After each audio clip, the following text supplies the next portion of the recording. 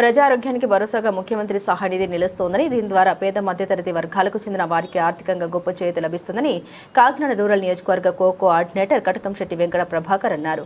శనివారం ఆయన కార్యాలయంలో నియోజకవర్గంలోని ముగ్గురికి లబ్ధిదారులకు సీఎం సహాయనిధి చెక్కులను అందించారు. ఈ సందర్భంగా ఆయన మాట్లాడారు. గత వైసీపీ హయాంలో సీఎం సహాయనిధి పేదలకు అందని ద్రాక్షలాగా ఉండేదని అన్నారు. కానీ కూటమి ప్రభుత్వం అధికారంలోకి వచ్చిన అనంతరం అర్హులైన ప్రతి ఒక్కరికి సీఎం రిలీఫ్ ఫండ్ అందజేయడం జరుగుతుందన్నారు. అటు ఎన్టీఆర్ ఆరోగ్య సేవతో పాటుగా ఇన్సూరెన్స్ కవర్ కాని రోగులకు కూడా ఈ సహాయనిధి తోడ్పాటుగా నిలుస్తోందని తెలిపారు.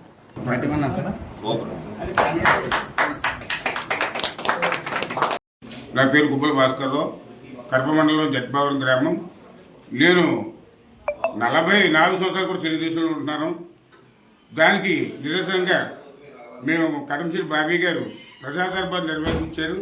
ఆ దర్బార్లో మా మూడో మనవరాలైనటువంటి ఈ అమ్మాయికి చెవుపోకల వల్ల వైజాగ్లో ఆపరేషన్ చేయించాం. దానికి ఒక 80,000 దాకా అయింది. కొన్ని బిల్లులు మేము పెట్టలేకపోయే వల్ల అది మన సీఎం గారు నారా చంద్రబాబు నాయుడు గారు రిలీఫ్ ఫండ్ కింద 30,000 చేసిన చాలా సంతోషంగా ఉంది. నాకు చాలా గర్వంగా కూడా ఉంది. ఇచ్చేదంటే ఈ పార్టీలో చంద్రబాబు నాయుడు గారు ఈ సంయుక్తం కల్పించేందుకు మా భార్య గారికి కూడా కృతజ్ఞత తెలుపుకుంటూ సెలవు తీసుకున్నాను. వలసపాకల గ్రామం, కడప మండలం అండి. నాకు ఆరోగ్యం బాగుంటే సీఎం రిలీఫ్ పెట్టుకున్నాను. కటకంశెట్టి బాబీ గారికి, నారా చంద్రబాబు నాయుడు గారు నా నమస్కారం, ప్రత్యేక ధన్యవాదాలు. నాకు కాకినాడ జిల్లా కడప మండలం అట్లగట్ట గ్రామం.